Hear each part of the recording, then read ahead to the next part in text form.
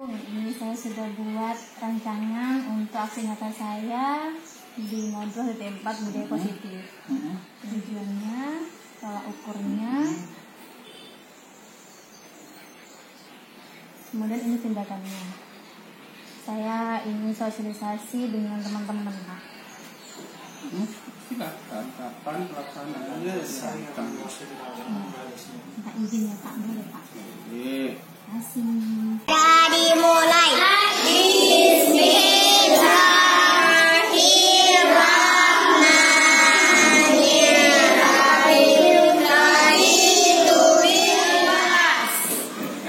di sini Bu Guru memiliki secarik kertas. Nanti kalian akan menulis kegiatan apa yang kalian yakini. Contoh keyakinan kelasnya yang pertama, misalnya berdoa dengan tertib. Lalu mengisi zona kehadiran, memakai seragam lengkap. Seragam lengkap itu dasi, terus sabun.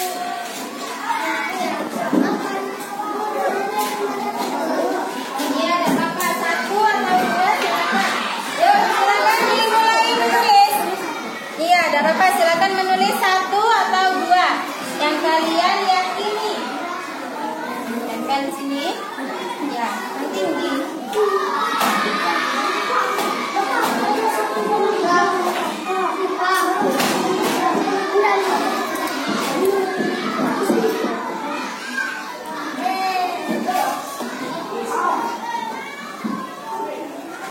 Ya, sudah? Nih.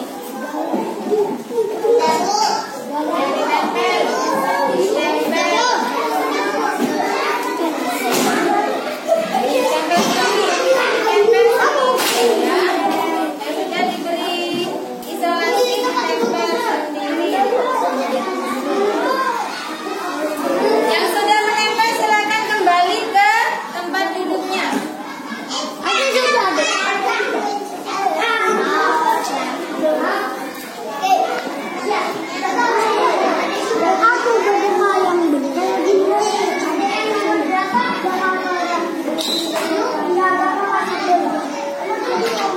Bawa dah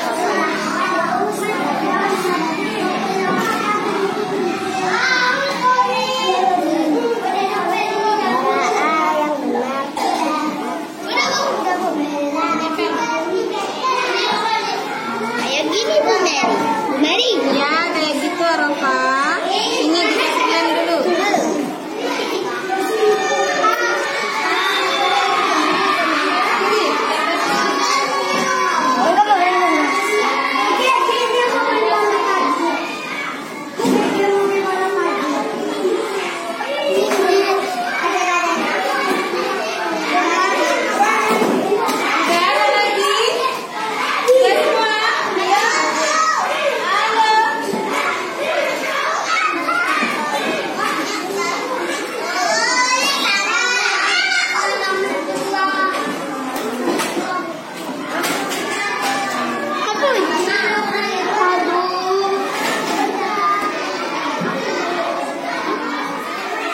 Lihat dulu ya, yang tiket disamakan.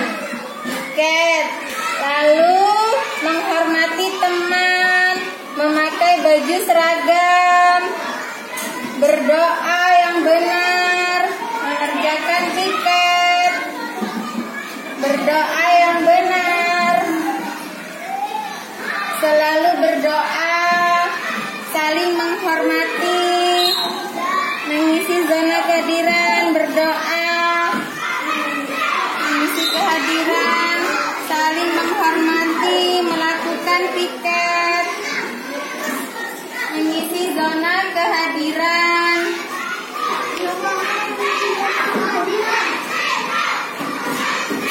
doa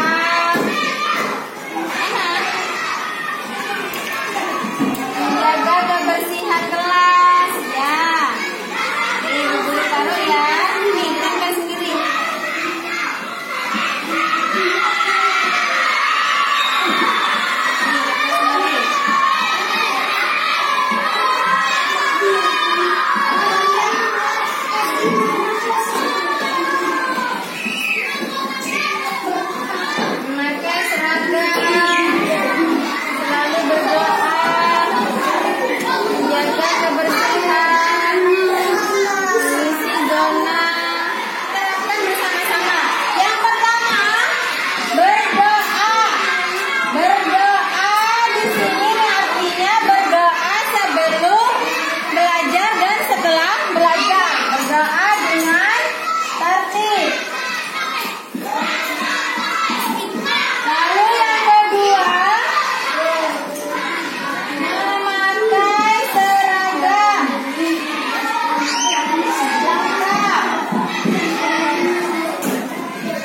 Yang ketiga, mengisi zona kehadiran.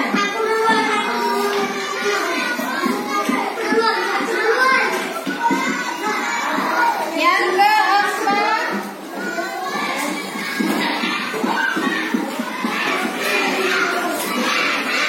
kelima, menjaga kebersihan.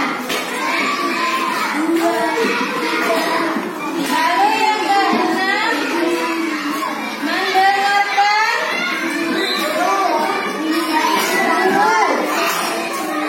Tujuh, menghormati guru dan teman.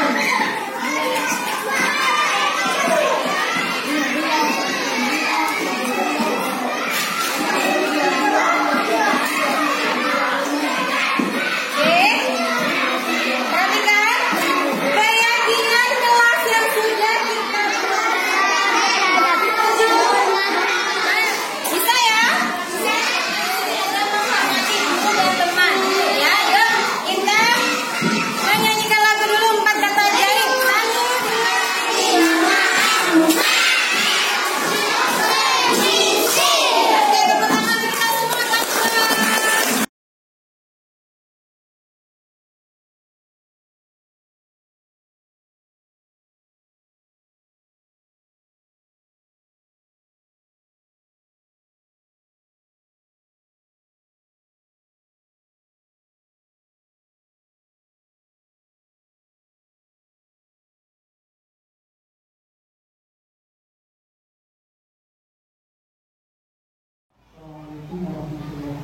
Waalaikumsalam warahmatullahi wabarakatuh.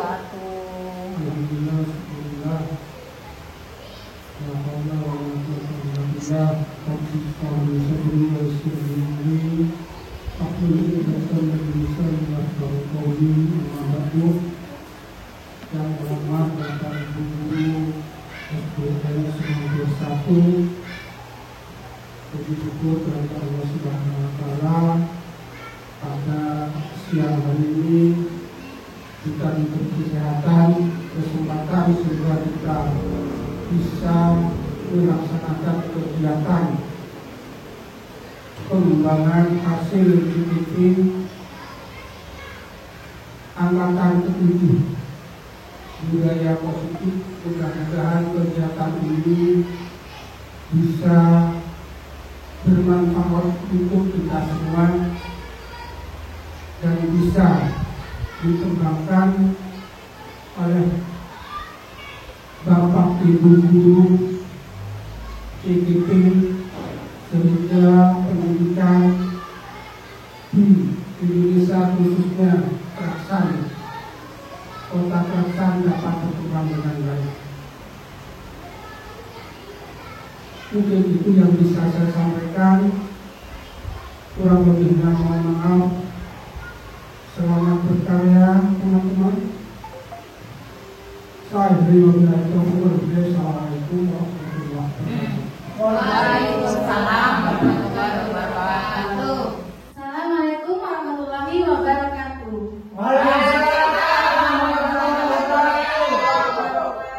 Yang terhormat Bapak Kepala Sekolah SD Negeri Semampir 1, yang terhormat Bapak Ibu Guru SD Negeri Semampir 1.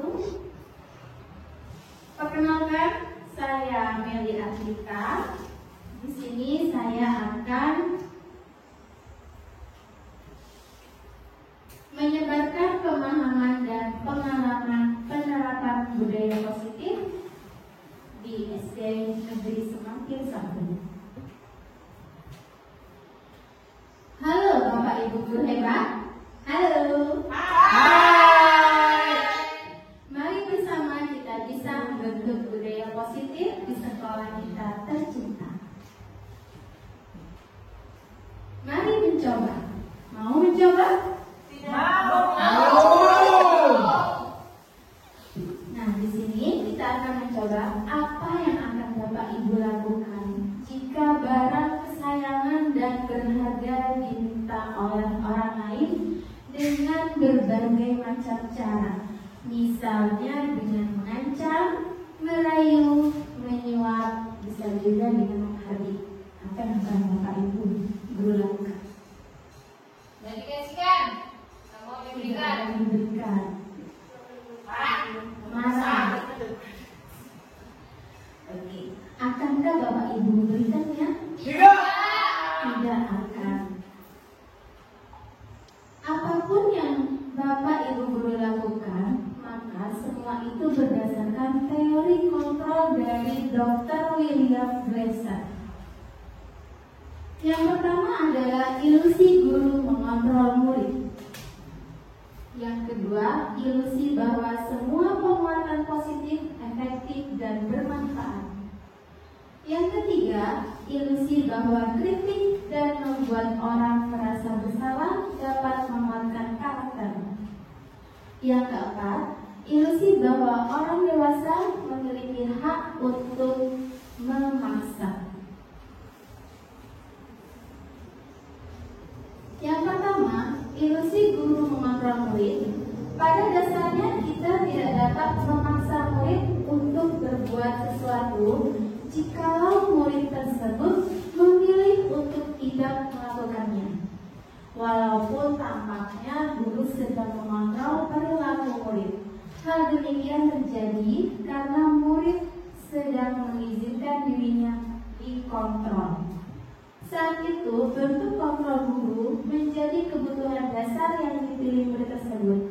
Teori kontrol menyatakan bahwa semua perilaku memiliki tujuan, bahkan terhadap perilaku yang tidak disukai. Yang kedua, ilusi bahwa semua penguatan positif, efektif, dan bermanfaat. Maksudnya, penguatan positif atau bujukan adalah bentuk-bentuk kontrol. Segala usaha untuk mempengaruhi murid agar mengulangi suatu perilaku tertentu adalah suatu usaha untuk mengontrol murid tersebut. Dalam jangka waktu tertentu, kemungkinan murid tersebut akan menyadarinya dan mencoba untuk menolak bujukan kita, atau bisa jadi murid tersebut menjadi tergantung pada pendapat sang guru untuk berusaha. Selanjutnya yang ketiga, ilusi bahwa kritik dan membuat orang merasa bersalah dapat menguatkan karakter. Menggunakan kritik dan rasa bersalah untuk mengontrol murid menuju pada identitas gagal. Mereka belajar untuk merasa buruk tentang diri mereka. Mereka mengembangkan pola diri yang negatif. Kadangkala sulit bagi guru untuk mengidentifikasi bahwa mereka sedang melakukan perilaku ini, karena seringkali guru cukup menggunakan suara halus untuk menyampaikan pesan negatif. Selanjutnya yang keempat, ilusi bahwa orang dewasa memiliki hak untuk memaksa. Artinya, banyak orang dewasa yang percaya bahwa mereka memiliki tanggung jawab untuk membuat murid-murid berbuat hal-hal tertentu. Apapun yang dilakukan dapat diterima selama ada sebuah kemajuan berdasarkan sebuah pengukuran kinerja. Pada saat itu pula, orang dewasa akan menyadari bahwa perilaku memaksa tidak akan efektif untuk jangka waktu panjang dan sebuah hubungan permusuhan akan terbentuk. Oke, kita lanjut. Di sini saya ingin menanyakan, apa itu budaya positif menurut Bapak Ibu? Ya, Bu Fitra. Budaya positif itu kebiasaan kebiasaan baik yang kita biasakan kepada anak didik kita? Ya, boleh. Bu Dewi? Lingkungan baik yang bisa mengajak siswa juga untuk melakukan hal-hal yang baik. Baik. Budaya positif adalah suatu kebiasaan yang bernilai positif. Di dalamnya berisi sejumlah kegiatan yang mampu menumbuhkan karakter murid. Di sini kita sudah tahu ya konsep utama dari budaya positif. Yang pertama adalah perubahan paradigma belajar. Yang kedua, disiplin positif. Yang ketiga, kebutuhan dasar manusia. Yang keempat, motivasi perilaku manusia. Yang kelima, posisi kontrol restitusi. Yang keenam, keyakinan kelas. Yang ketujuh, segitiga restitusi.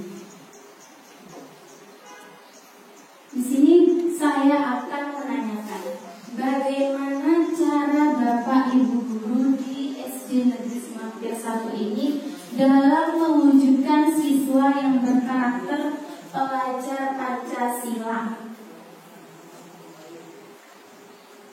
Bagaimana cara Bapak Ibu mewujudkannya? Yang ketiga, Mungkin dengan cara membiasakan murid-murid kita untuk melakukan hal-hal yang baik. yang pertama kita akan membahas pembelajaran dengan paradigma baru. Pembelajaran dengan paradigma baru dirancang berdasarkan prinsip pembelajaran yang terdiferensiasi sehingga setiap murid belajar sesuai dengan kebutuhan dari tahap perkembangannya untuk mewujudkan profil pelajar Pancasila. Di sini kita sudah tahu ya apa saja profil pelajar Pancasila itu. Mungkin ada yang ingin menyebutkan. Boleh. Mandiri. Bu Fani? Bu Ainun? Berpikir kritis. Bu Reli? Kebinekaan global. Agus? Gotong royong. Oke, berarti kita sudah paham ya profil pelajar Pancasila. Bapak Ibu guru, saya akan mengajak kita semua untuk bernyanyi supaya kita mengingat lagu profil pelajar Pancasila. Kita nyanyi bersama-sama ya.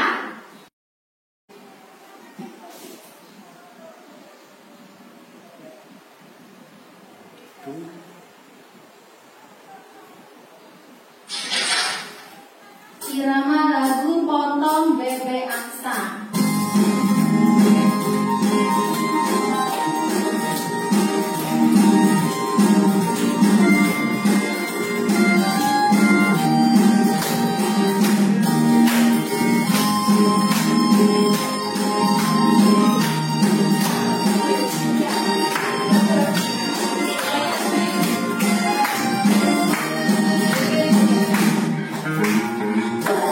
Pancasila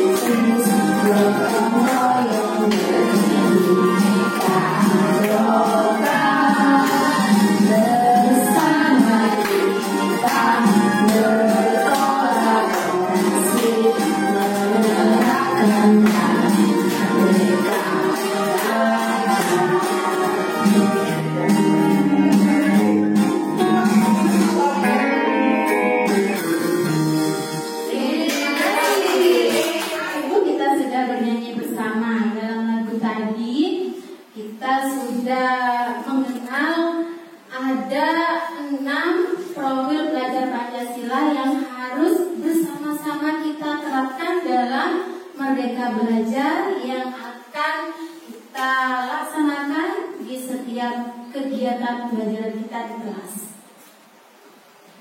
Selanjutnya, disiplin positif. Dalam budaya kita, makna kata disiplin dimaknai menjadi sesuatu yang dilakukan seseorang pada orang lain untuk mendapatkan kepatuhan. Kita cenderung menghubungkan kata disiplin dengan ketidaknyamanan. Seperti misalnya sekarang kita harus datang sebelum pukul 7. Pasti Bapak Ibu dari rumah itu sudah terburu-buru masak supaya tidak telat datang ke sekolah. Tapi sebagai pendidik, tujuan kita adalah menciptakan murid-murid yang memiliki disiplin diri sehingga mereka bisa berperilaku dengan mengacu pada nilai-nilai kebajikan universal, bukan ekstrinsik. Disiplin positif merupakan salah satu cara penerapan disiplin yang bertujuan untuk menumbuhkan kesadaran serta memberdayakan anak untuk melakukan sesuatu tanpa sogokan, ancaman maupun hukuman. Jadi peserta didik itu sadar diri pentingnya disiplin bagi mereka, tanpa kita ancam, tanpa kita sogok maupun kita beri hukuman seperti itu. Selanjutnya, kebutuhan dasar manusia. Sebagai manusia, kita memiliki kebutuhan dasar. Di antaranya, 1. Bertahan hidup. 2. Kasih sayang dan rasa diterima. 3. Penguasaan. 4. Kebebasan. 5. Kesenangan. Nah, kebutuhan-kebutuhan ini ada dalam diri kita masing-masing. Yang pertama, kebutuhan bertahan hidup. Kebutuhan bertahan hidup atau disebut dengan survival adalah kebutuhan yang bersifat fisiologis untuk bertahan hidup, misalnya kesehatan, rumah, dan makanan. Kita berhak untuk menjaga diri kita supaya terus sehat, menjaga rumah kita untuk selalu bersih, dan menjaga pola makan kita. Kebutuhan biologis sebagai bagian dari proses reproduksi termasuk kebutuhan untuk tetap bertahan hidup. Komponen psikologis pada kebutuhan ini meliputi kebutuhan akan perasaan aman. Selanjutnya, kebutuhan kasih sayang dan rasa diterima. Kebutuhan untuk disayangi dan diterima meliputi kebutuhan akan hubungan dan koneksi sosial, kebutuhan untuk memberi dan menerima kasih sayang, dan kebutuhan untuk merasa menjadi bagian dari suatu kelompok. Kebutuhan ini juga meliputi keinginan untuk tetap terhubung dengan orang lain seperti teman, keluarga, pasangan hidup, teman kerja, binatang peliharaan, dan kelompok di mana kita tergabung. Nah, anak-anak peserta didik yang memiliki kebutuhan dasar kasih sayang dan rasa diterima yang tinggi biasanya ingin disukai dan diterima oleh lingkungannya. Mereka juga akrab dengan orang tuanya. Biasanya mereka belajar karena suka pada gurunya. Bagi mereka, teman sebaya sangatlah penting. Mereka juga biasanya suka bekerja dalam kelompok. Nah, tentunya dalam pelajaran kita sudah bisa melihat peserta didik mana yang membutuhkan kasih sayang dan yang kurang kasih sayang, bahkan yang kasih sayang. Biasanya anak-anak kalau mereka itu kurang kasih sayang, biasanya mereka kalau di kelas itu caper, cari perhatian gurunya. Ya tidur-tiduran lah, ya beraktivitas lain lah ketika menjelaskan, dia seperti itu. Karena mereka di rumahnya itu kurang kasih sayang dari orang tuanya. Ada di kelas Bapak Ibu seperti ada. Kita lanjut. Kebutuhan yang ketiga yaitu kebutuhan penguasaan.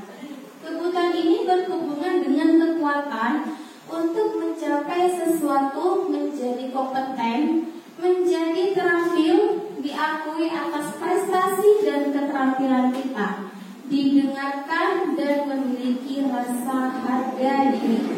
Kebutuhan ini meliputi keinginan untuk dianggap berharga, bisa membuat perbedaan, bisa membuat pencapaian, kompeten, diakui, dihormati. Ini meliputi self-esteem dan keinginan untuk meninggalkan pengaruh. Biasanya peserta didik yang memiliki kebutuhan dasar akan penguasaan yang tinggi selalu ingin menjadi pemimpin. Mereka juga suka mengamati sebelum mencoba hal baru dan merasa kecewa bila melakukan kesalahan. Mereka juga biasanya rapi dan sistematik dan selalu ingin mencapai yang terbaik. Pasti siswa-siswi di kelas juga ada ya, mereka harus selalu yang terdepan. Setiap mengerjakan tugas harus yang pertama dulu selesai. Nah, itu adalah salah satu kebutuhan penguasaan. Selanjutnya kebutuhan kebebasan.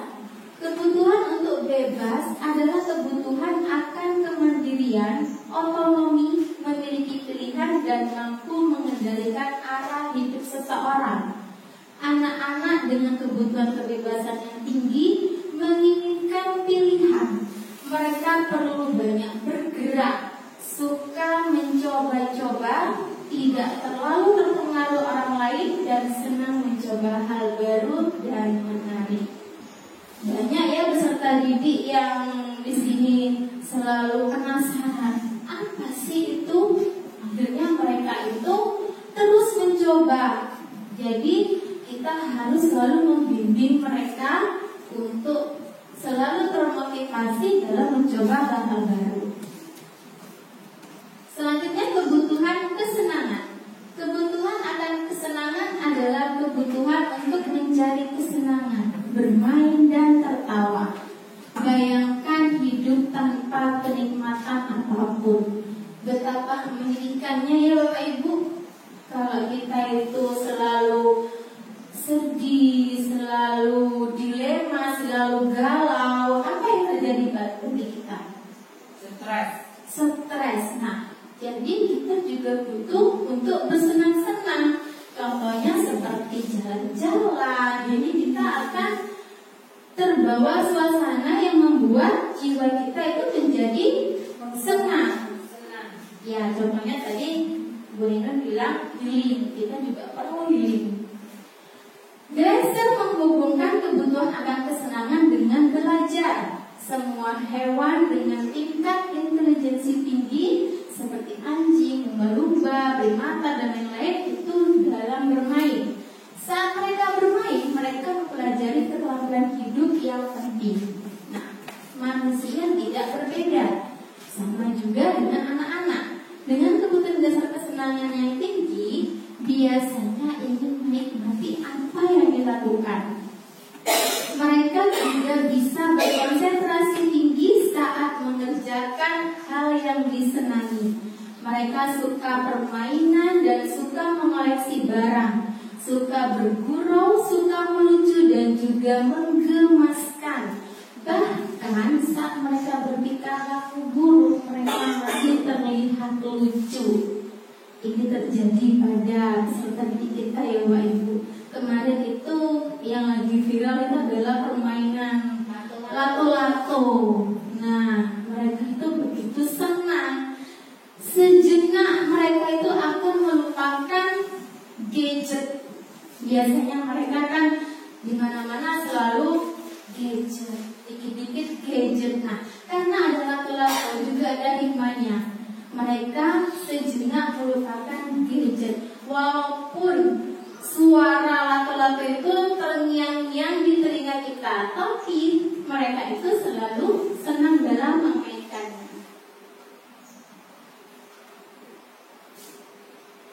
Selanjutnya, motivasi perilaku manusia. Motivasi merupakan dorongan yang timbul pada diri seseorang secara sadar atau tidak sadar untuk melakukan suatu tindakan dengan tujuan tertentu.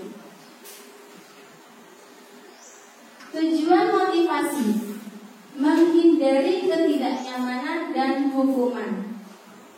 Murid melakukan disiplin diri karena dia takut dihukum. Ini merupakan motivasi ekstrinsik, motivasi yang berasal dari luar pribadi murid.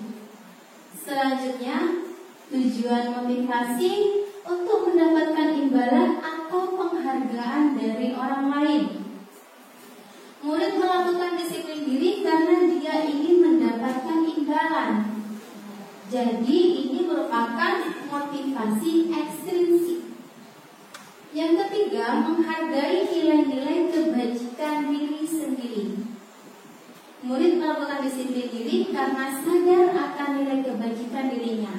Nah, ini merupakan motivasi intrinsik, berasal dari dalam diri murid sendiri. Motivasi yang ketiga ini.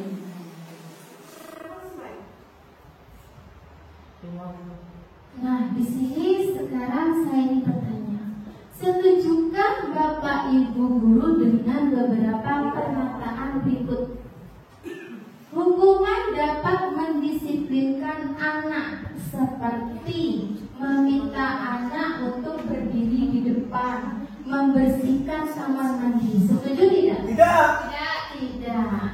Oke, selanjutnya, apa arti hukuman? Menurut Bapak Ibu, apa sih hukuman itu? Tindakan yang bagaimana? Tindakan yang memaksa. Tindakan yang memaksa, ya. Tindakan pendidikan yang sengaja dan secara sadar diberikan kepada anak didik yang melakukan suatu kesalahan agar anak didik tersebut menyadari kesalahannya dan berjanji dalam hatinya untuk tidak mengulanginya lagi.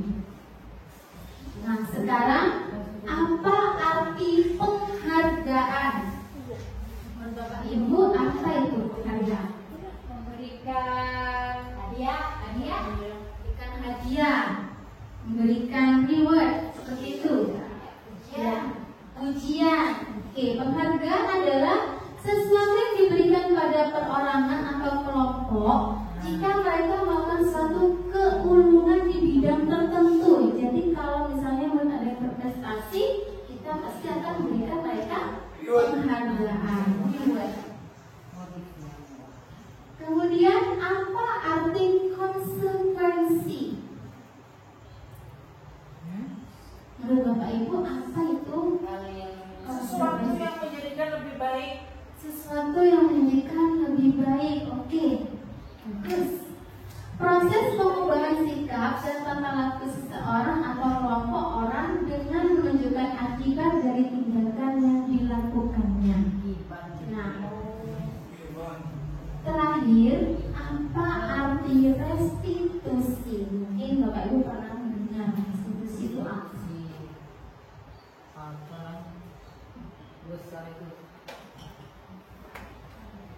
Restitusi, oke, restitusi di sini adalah proses menciptakan kondisi bagi murid untuk memperbaiki kesalahan mereka sehingga mereka bisa kembali pada kelompok mereka dengan karakter yang lebih kuat. Itu menurut Gosen tahun 2004. Restitusi juga merupakan proses kolaboratif yang mengajarkan murid untuk mencari solusi untuk masalah mereka dan membantu murid berpikir apa yang mereka inginkan dan bagaimana mereka harus memperlakukan orang lain. Jadi ini yang perlu kita terapkan dalam pembelajaran di kelas Bapak Ibu. Kita akan membahas konsep disiplin dengan identitas gagal. Kita mulai dari yang gagal dulu ya Bapak Ibu. Di sini ada hukuman. Kita sudah tahu tadi artinya hukuman. Hukuman yang kita berikan kepada murid itu yang pertama akan menyakiti hatinya. Yang kedua, murid merasa tidak nyaman. Kemudian murid takut dan hukuman itu memaksa. Selanjutnya murid menjadikan dia untuk menyembunyikan kesalahannya. Karena takut tadi itu akhirnya dia berbohong. Enggak Bu, saya tidak melakukan itu karena mereka takut dihukum. Lalu yang keenam, murid menjadi rendah diri, minder, dan kurang percaya diri. Mau kita seperti itu Bu? Mau. Jadi jangan sampai kita memberikan hukuman yang berlebihan kepada murid. Selanjutnya di sini adalah penghargaan. Nah, tadi kita sudah tahu arti penghargaan, memberikan reward, memberikan ucapan yang baik. Nah, itu ternyata termasuk dalam identitas gagal. Kenapa? Karena penghargaan itu tidak efektif dan dapat merusak hubungan, menimbulkan sifat iri pada peserta didik. Misalnya temannya diberi reward, akhirnya dia yes, saya dikasih reward. Nah, yang menyebabkan temannya yang lain itu iri. Itu ya. Nah, selanjutnya mematikan kreativitas. Yang biasanya murid terus berkreasi karena mendapatkan penghargaan, akhirnya dia saya sudah penghargaan, berarti dia sudah berhenti untuk berkreativitas kembali. Yang keempat, menghukum dengan sistem ranking. Masih ada di sini yang memberikan ranking kepada murid? Tidak ada ya, karena ranking itu menyebabkan murid menjadi tinggi hati. Jadi tidak bisa memberikan ranking kepada peserta didik kita. Karena sejatinya semua murid itu adalah sama, hanya cara kita kepada murid itu yang berbeda. Karena kodrat anak sesuai dengan kodrat alam dan kodrat zaman, mereka memiliki keunikannya masing-masing.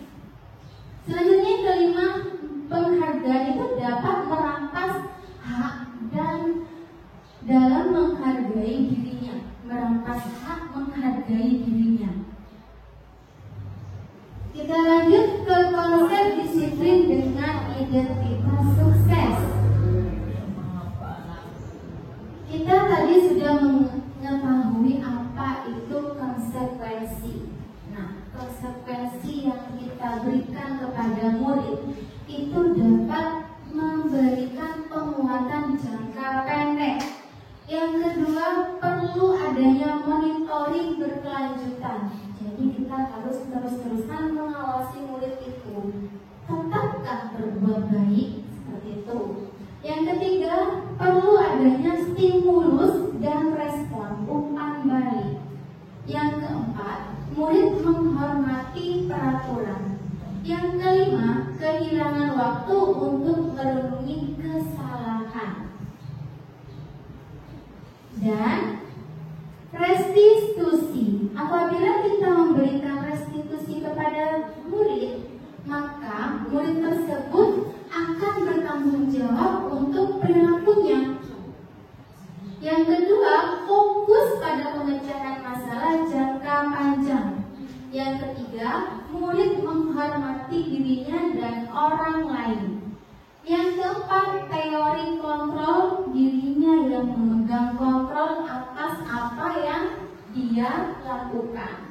Dan yang kelima, murid bersemangat memperbaiki kesalahannya. Jadi restitusi inilah yang perlu kita terapkan di dalam kelas Bapak Ibu. Siap? Siap. Nah, apakah perbedaannya? Contoh kasus yang biasa kita temui setiap hari di dalam kelas. Siswa sering tidak mengerjakan pekerjaan rumah atau PR. Pasti ada ya setiap hari ya yang tidak punya PR? Ada. Oke. Nah, kalau kita memberikan hukuman kepada murid, apa yang terjadi? Guru menghukum murid tersebut berdiri di luar kelas dengan mengangkat satu kaki selama 5 menit. Contoh hukumannya seperti itu. Lalu guru marah sehingga murid menjadi takut. Nah, itu yang terjadi. Jadi kita tidak perlu menggunakan hukuman. Selanjutnya, jika kita memberikan konsekuensi atas kasus siswa tidak mengerjakan PR. Contoh, guru menyuruh mengerjakan PR-nya saat istirahat. Guru tegas dan murid menghormati peraturan. Itu adalah hasilnya. Dan apabila kita menerapkan restitusi kepada siswa tersebut, contohnya guru menanyakan alasan kenapa murid tidak mengerjakan PR. Lalu yang kedua, guru menanyakan keyakinan kelas atau menanyakan kepada murid dan membantu murid menyelesaikan masalahnya. Sehingga menjadikan guru itu terbuka kepada murid, menghormati dirinya dan orang lain. Seperti itu Bapak Ibu. Selanjutnya kita akan mengenal 5 posisi kontrol restitusi. Yang pertama adalah penghukum. Pernah kita menghukum murid? Tidak, alhamdulillah. Yang kedua, pembuat merasa bersalah. Yang ketiga, teman. Yang keempat, pemantau. Yang kelima, manajer. Ini adalah 5 posisi kontrol restitusi. Penghukum. Seorang penghukum bisa menggunakan hukuman fisik maupun verbal. Orang-orang yang menjalankan posisi penghukum senantiasa mengatakan bahwa sekolah memerlukan sistem atau alat yang dapat lebih menekankan murid lebih dalam lagi. Guru-guru yang menerapkan posisi penghukum akan berkata seperti ini, Bapak Ibu. Patuhi aturan saya atau awas kamu ya. Itu ya. Yang kedua, kamu selalu saja salah. Jadi langsung memvonis anak itu adalah penghukum. Yang ketiga, selalu, pasti selalu yang terakhir selesai. Jadi mulai sekarang jangan sampai ada kata-kata seperti itu lagi ya Bapak Ibu. Nah, guru seperti ini senantiasa percaya hanya ada satu cara agar pembelajaran bisa berhasil, yaitu cara dia sendiri. Jadi penghukum itu selalu harus mengikuti perkataan saya. Penghukum itu biasanya menggunakan nada suara yang tinggi, bahasa tubuh matanya melotot, jarinya menunjuk-nunjuk menghardik. Terlambat lagi, pasti terlambat lagi. Selalu datang terlambat. Kapan bisa dalam waktu? Tanyakan kepada diri Anda, Bapak Ibu, bagaimana perasaan murid bila guru berbicara seperti itu pada saat muridnya datang terlambat? Apa yang mereka rasakan? Takut, minder, malu, sedih,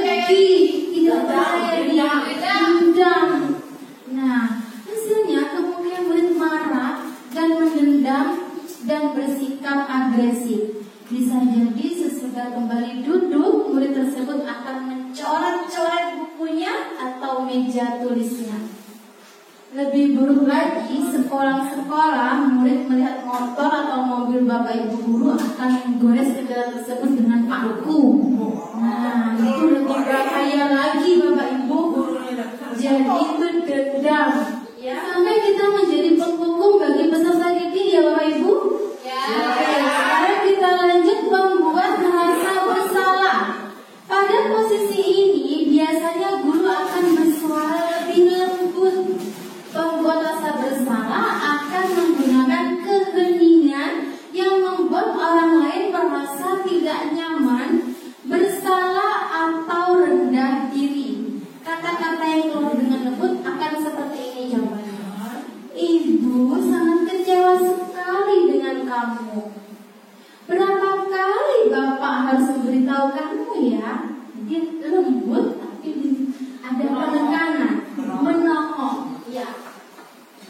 Gimana coba kalau orang tua kamu tahu kamu berbuat begini? Lembut tapi sakit ke hati peserta didik kita. Di posisi ini murid akan menilai penilaian diri yang buruk tentang diri mereka. Murid merasa tidak berharga dan telah mengecewakan orang-orang yang mereka sayangi. Pembuat merasa bersalah, nada suaranya itu memelas, halus, bersedih, bahasa tubuhnya merapat pada anak dan lesu. Contohnya di sini. Adi, kamu ini bagaimana ya? Kamu sudah berjanji dengan ibu tidak akan terlambat lagi. Kamu kenapa ya senang sekali mengecewakan ibu? Ibu benar-benar kecewa sekali. Nah, bagaimana perasaan murid kita bila ditegur seperti ini oleh kita? Merasa bersalah. Hasilnya murid akan merasa bersalah dan karena mereka mengecewakan bapak, ibu gurunya, bahkan orang tuanya. Murid akan merasa menjadi orang yang gagal dan tidak sanggup membahagiakan orang lain. Kadangkala sikap seperti ini lebih berbahaya dari sikap penghukum karena emosi akan tertanam rapat di dalam murid menahan perasaan. Tidak seperti murid dalam dengan guru penghukum, di mana murid bisa menumpahkan amarahnya walaupun dengan cara yang negatif. Murid tertekan seperti inilah yang tiba-tiba bisa meletus amarahnya dan bisa menyakiti diri sendiri atau orang lain. Jadi perbuatan membuat merasa bersalah ini lebih berbahaya dari penghukum bapak ibu. Selanjutnya teman. Guru pada posisi ini tidak akan menyakiti murid, namun akan tetap berupaya mengontrol murid melalui persuasi. Posisi teman pada guru bisa negatif ataupun positif. Positif di sini berupa hubungan baik yang terjalin antara guru dan murid. Guru di posisi teman menggunakan hubungan baik dan humor untuk mempengaruhi seseorang. Mereka akan berkata, ayo bantulah demi bapak ya. Nah, ada masih yang murid berbicara seperti itu kepada murid? Ada. Oke. Ingat tidak bantuan bapak selama ini? Ya sudah, tadi tidak apa-apa, nanti ibu bantu bereskan. Itu adalah contoh-contoh kata-kata guru sebagai teman. Hal negatif dari posisi teman adalah bila suatu saat guru tersebut tidak membantu, maka murid akan kecewa dan berkata, saya pikir bapak ibu teman saya. Nah, akhirnya timbullah pikiran seperti itu pada peserta didik kita. Murid merasa dikecewakan dan tidak mau lagi berusaha. Hal lain yang mungkin timbul adalah murid hanya akan bertindak untuk guru tersebut dan tidak untuk guru lainnya. Jadi hanya untuk guru itu saja. Oh, ada guru itu, jadi saya harus berbaik. Nah, kalau tidak ada guru itu, mereka menjadi brutal.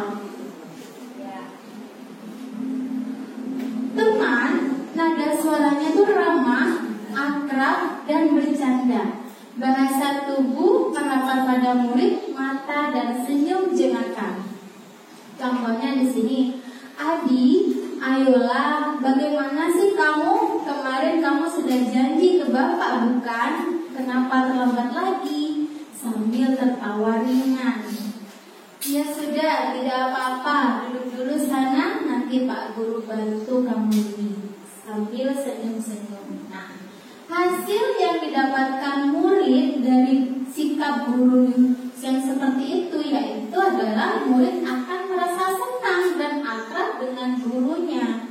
Ini termasuk dampak yang positif. Hanya saja di sisi negatif, murid menjadi tergantung pada guru tersebut. Bila ada masalah, mereka bisa mengandalkan guru tersebut untuk membantunya. Akibat lain dari posisi teman, Adi hanya akan berbuat sesuatu bila yang menyuruh adalah guru tersebut dan belum tentu berlaku sama dengan guru atau orang lain. Selanjutnya posisi pemantau. Memantau berarti mengawasi. Pada saat kita mengawasi, kita bertanggung jawab atas perilaku orang-orang yang kita awasi.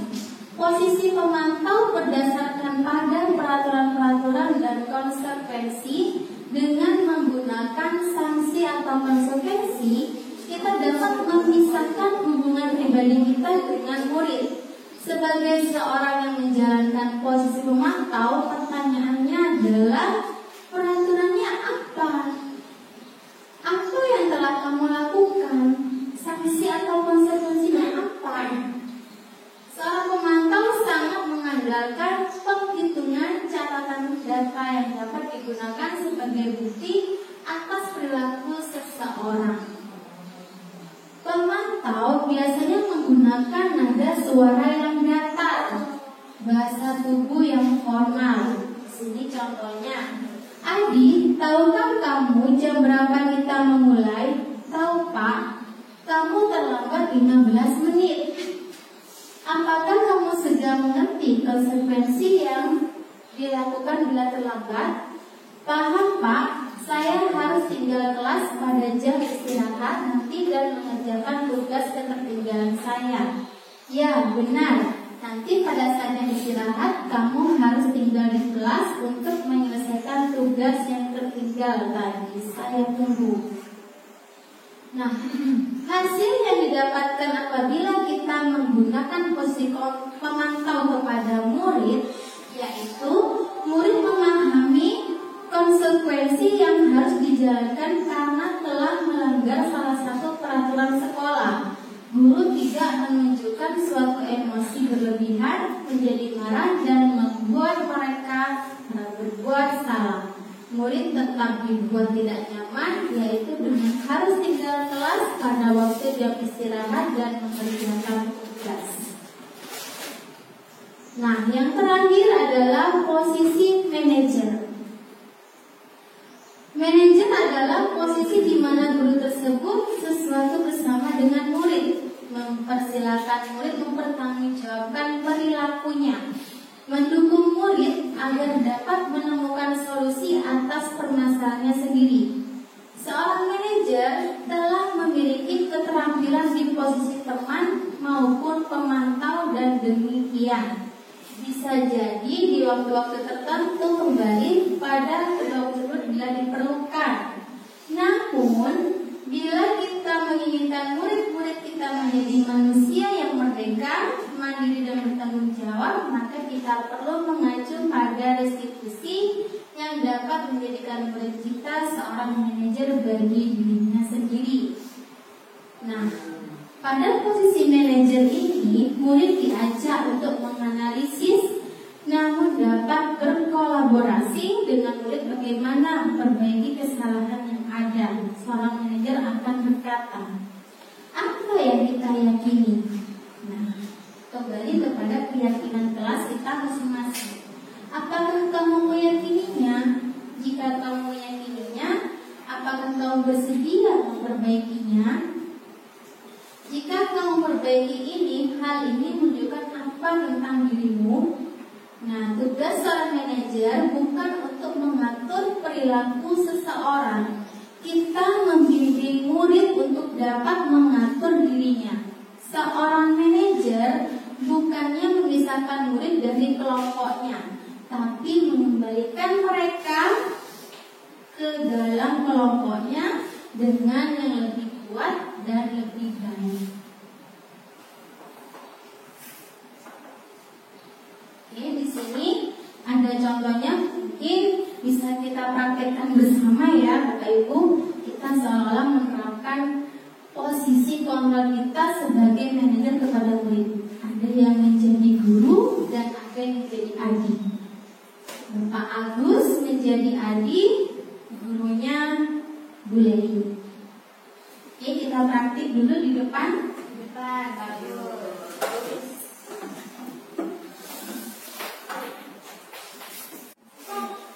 Adi, apakah kamu mengetahui jam berapa sekolah dimulai? Tahu Bu, jam 7. Ya, jadi kamu terlambat. Kira-kira bagaimana kamu akan memperbaiki masalah ini? Saya bisa menanyakan teman saya untuk mengajar tugas yang tertinggal. Baik, itu bisa dilakukan. Apakah besok akan ada masalah untuk kamu agar bisa hadir tepat waktu ke sekolah? Tidak Bu, saya bisa hadir tepat waktu. Baik, saya hargai usahamu untuk memperbaiki diri. Oke, terima kasih, tepuk tangan untuk Bu Leli dan Pak Agus. Oke, nah posisi manajer inilah, contoh-contoh yang dipraktikkan oleh Bu Leli dan Pak Agus inilah yang nantinya akan selalu kita terapkan kepada peserta didik kita. Bisa ya Bapak Ibu? Selanjutnya kita akan membahas keyakinan kelas. Mengapa sih keyakinan kelas? Kok bukan peraturan kelas saja? Kenapa Bapak Ibu? Karena kalau keyakinan kelas itu lebih menumbuhkan motivasi anak dari dalam. Iya, lebih yakin, mereka tuh lebih pasti, lebih yakin apa yang akan mereka lakukan. Mengapa kita memiliki peraturan tentang penggunaan helm pada saat mengendarai kendaraan roda 2 atau motor? Kenapa Bapak Ibu kita memakai helm saat kita berkendara? Agar selamat. Ya, kita menghentikan keselamatan diri kita. Lalu yang kedua, mengapa kita memiliki peraturan tentang penggunaan masker dan mencuci tangan setiap saat? Iya, kita tidak tertular virus, biar kita selalu sehat, biar selalu selamat. Selanjutnya, nilai-nilai keselamatan atau kesehatan inilah yang kita sebut sebagai suatu keyakinan, yaitu nilai-nilai kebajikan universal yang disepakati secara tersirat dan tersurat, lepas dari latar belakang suku, negara, bahasa maupun agama. Nilai-nilai kebajikan bahwa menekankan pada keyakinan seseorang akan lebih memotivasi seseorang dari dalam. Seseorang akan lebih tergerak dan bersemangat untuk menjalankan keyakinannya daripada hanya sekedar mengikuti serangkaian peraturan tertulis tanpa makna. Murid-murid pun demikian. Mereka perlu mendengarkan dan memahami arti sesungguhnya tentang peraturan-peraturan yang diberikan. Apa nilai kebajikan di balik peraturan tersebut, apa tujuan utamanya, dan menjadi tidak tertarik atau takut sehingga hanya sekedar mengikuti serangkaian peraturan-peraturan yang mengatur mereka tanpa memahami tujuan mulianya. Keyakinan kelas. Bagaimana pembentukan keyakinan kelas? Di sini saya akan menjelaskan bagaimana cara membentuk keyakinan kelas. Keyakinan kelas di sini lebih abstrak dari peraturan. Yang kedua berupa pernyataan universal. Yang ketiga dibuat dalam bentuk positif. Yang keempat sedikit saja agar mudah diingat. Yang kelima sesuai dengan kondisi kelas dan sekolah agar mudah diterapkan. Dan yang terakhir semua warga kelas atau sekolah dilibatkan saat membuat.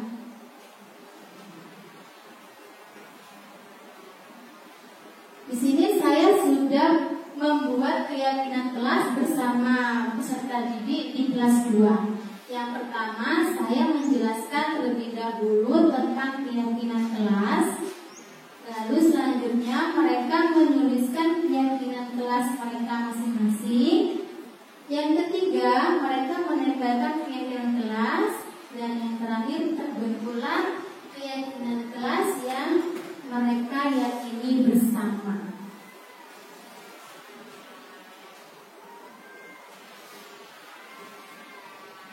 Selanjutnya segitiga restitusi. Segitiga restitusi meliputi 1. Menstabilkan identitas.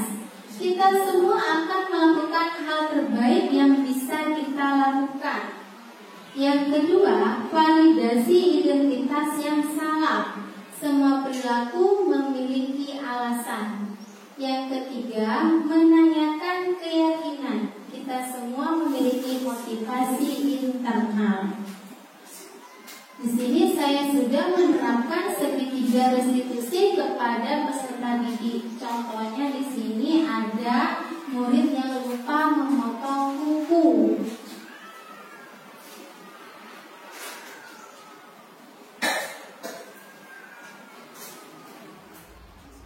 Bapak Ibu, di sini saya sudah menerapkan segitiga restitusi di dalam kelas saya, yaitu kelas 2.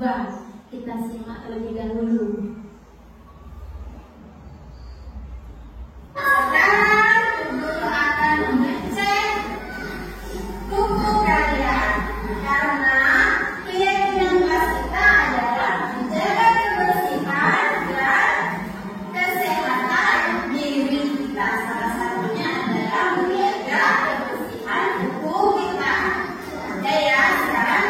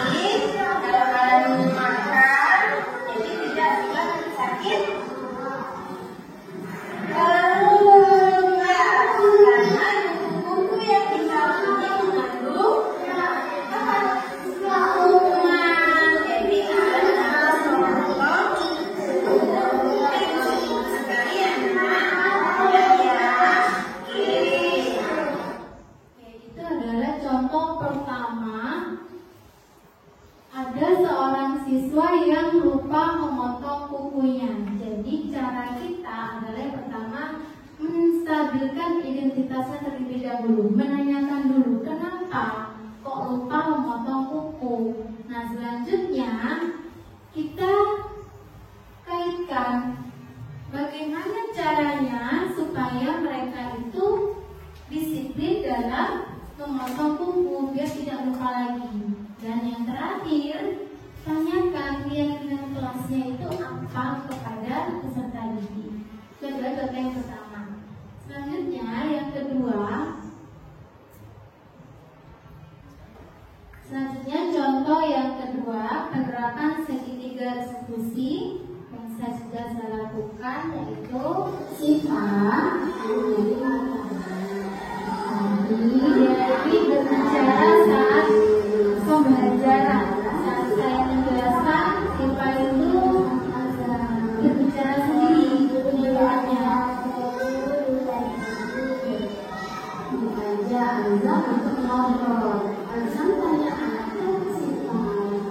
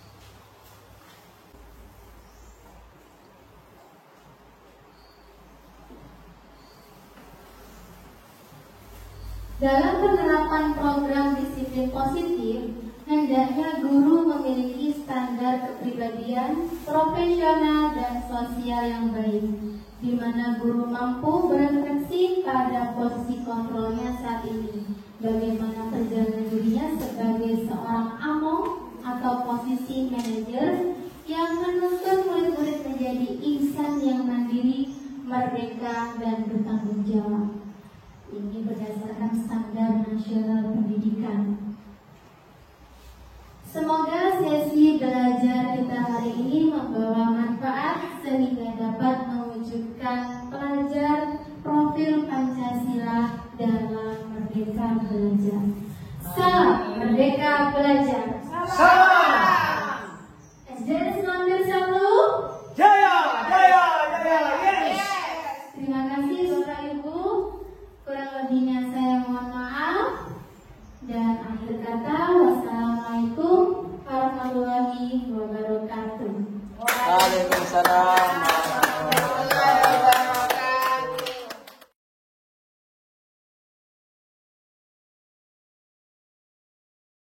Assalamualaikum warahmatullahi wabarakatuh.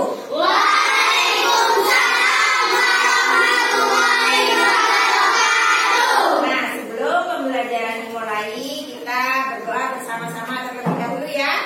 Berdoa mulai. Bismillahirrahmanirrahim.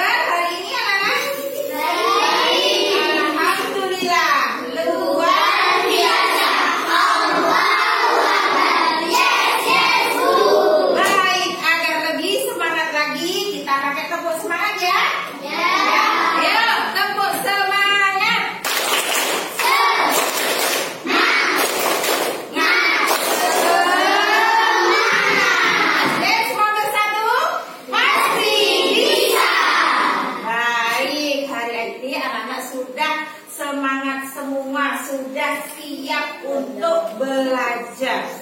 Nah, sebelum pembelajaran dimulai, Bu Guru hari ini ingin membuat keyakinan kelas.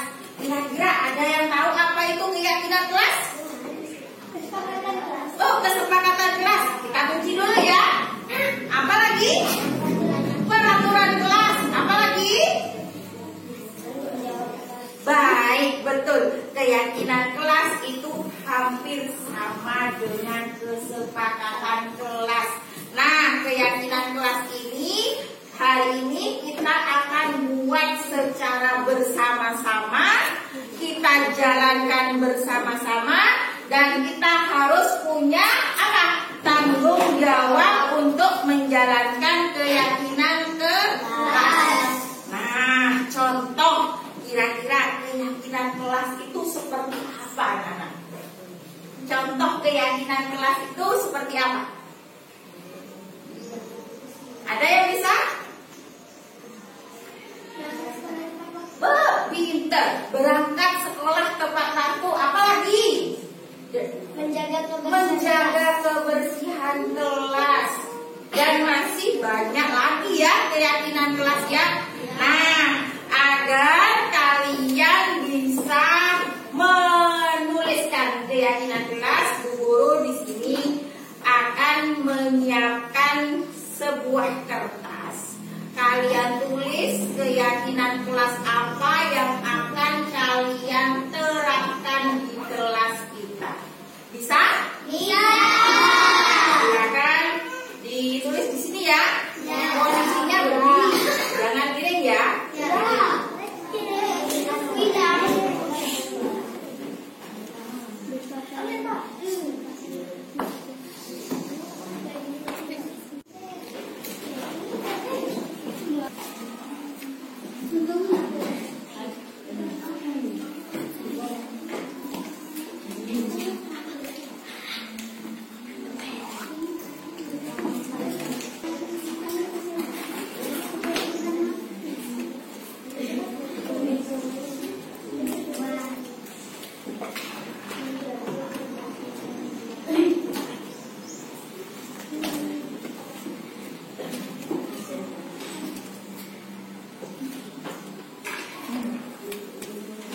Dan kelas apa yang kalian ingin wujudkan di kelas 5 SD Negeri Semambir 1? Guru tunggu ya. Nanti kalau anak-anak sudah menuliskan, hasilnya bisa ditempel di papan nanti ya. Bu Guru sediakan kertas, silakan kalian tempel, kita pajang bersama, kita lakukan bersama. Baik, Guru tunggu.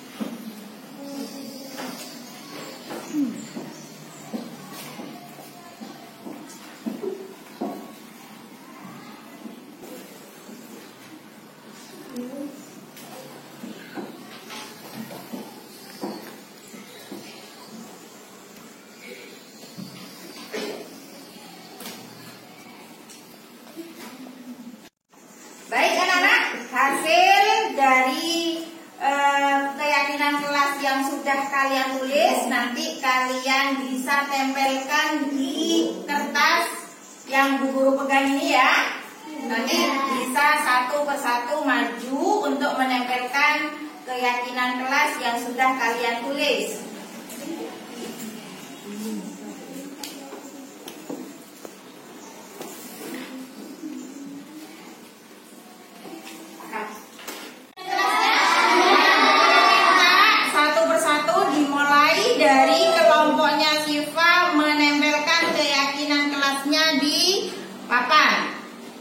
Silakan satu persatu.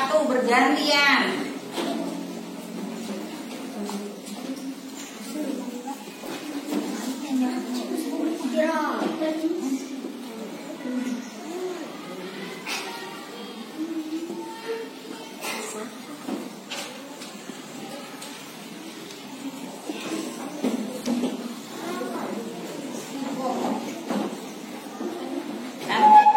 Kelompoknya Wildan, silakan menempelkan keyakinan kelasnya yang sudah ditulis tadi. Ya, ini nak. Yuk, Wildan.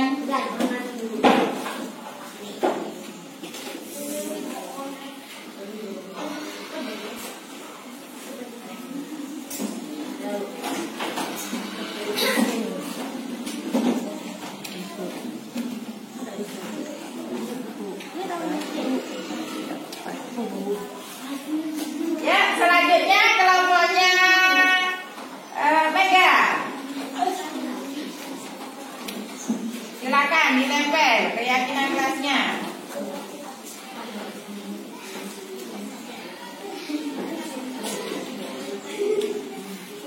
Silakan.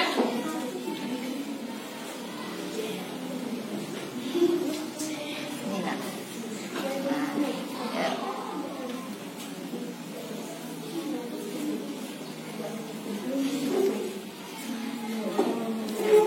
Selanjutnya kelompok terakhir, kelompoknya Fiona.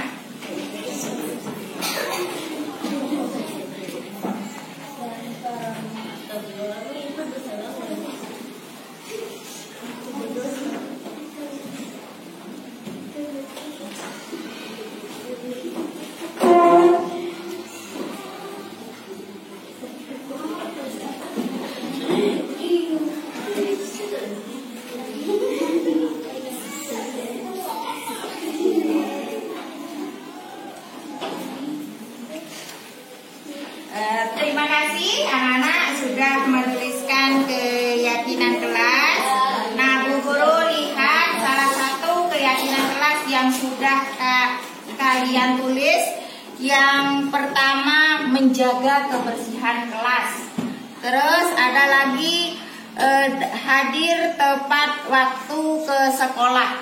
Baik, itu semua merupakan keyakinan kelas yang harus kita sepakati. Kita sepakat dengan keyakinan kelas kita, anak-anak? Sepakat. Berarti kalau sudah kita sepakati, tentunya keyakinan kelas kita ini harus kita apakan? Kita laksanakan dengan rasa tanggung jawab. Baik, anak-anak, semoga kedepannya kita bisa melaksanakan keyakinan kelas kita dengan baik dan penuh rasa tanggung jawab. Ini mungkin yang bisa disepakati hari ini. Terima kasih. Dan akhirnya Bu Guru ucapkan Assalamualaikum warahmatullahi wabarakatuh.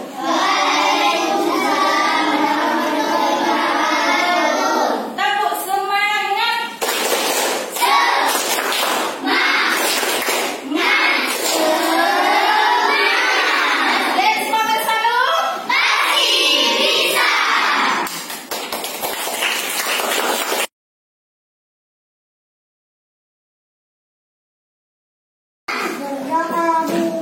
Bismillahirrahmanirrahim.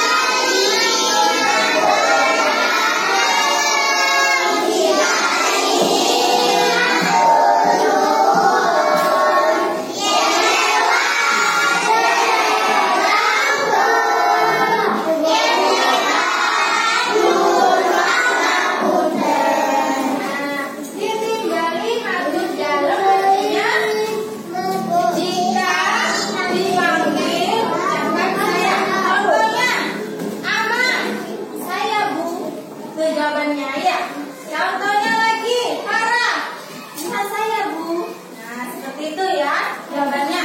Lalu dibaliknya turun, itu jika diberi kalian mengucapkan terima kasih. Terima kasih bahasa Jawanya itu turun. Lalu yang ketiga, yang lewat derek langsung. Jika lewat derek kalian bilang permisi sambil membungkukkan badan. Yang terakhir, lewat daun pangapunten. Kita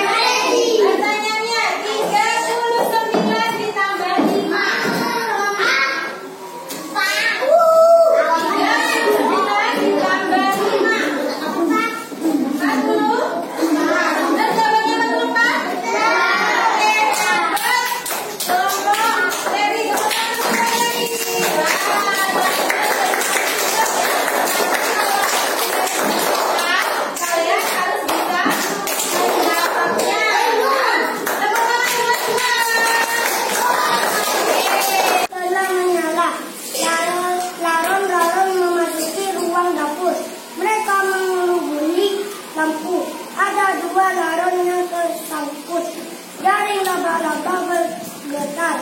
Kedua laron itu tak berdaya, mereka masih lemas. Ibu laba-laba tersenyum, makanlah nak, namun jangan lupa berdoa. Saya Kiki, kelas 2. Saya senang sekali hari ini membuat keyakinan kelas bersama teman dan Bu Meli, seperti mendengarkan guru saat belajar, menghormati guru dan teman, mengisi zona kehadiran. Terima kasih Bu Meli. Saya Rama, kelas 2. Hari ini saya dan teman-teman membuat keyakinan kelas bersama Bu Meli, seperti berdoa, memakai seragam, menjaga kebersihan. Saya akan melaksanakannya dengan baik. Saya senang sekali. Terima kasih Bu Meli. Assalamualaikum warahmatullahi wabarakatuh. Saya Fitka Nura Dewanti, guru kelas 3 di SDN Semampir 1, Kecamatan Kraksan, Kabupaten Probolinggo. Setelah menyimak penjelasan tentang budaya positif dari Bu Meli, saya menyadari bahwa budaya positif itu dapat diterapkan dalam bentuk keyakinan kelas. Saya berharap nanti saya bisa menerapkan keyakinan kelas di kelas saya, sehingga murid saya juga terbiasa untuk menerapkannya di sekolah dan di kelas. Mungkin itu dari saya. Terima kasih dan wassalamualaikum warahmatullahi wabarakatuh. Assalamualaikum warahmatullahi wabarakatuh. Saya Saifuddin, Kepala Sekolah Dasar Negeri Semampir 1 Kraksan, Kabupaten Probolinggo. Budaya positif yang sudah diterapkan Bu Meli sudah bagus. Bu Meli menerapkan keyakinan kelas yang sudah dibuat bersama murid, membuat murid menjadi terbiasa untuk selalu menjaga keyakinan kelas di mana saja. Selamat, terus semangat membawa perubahan positif. Assalamualaikum warahmatullahi wabarakatuh.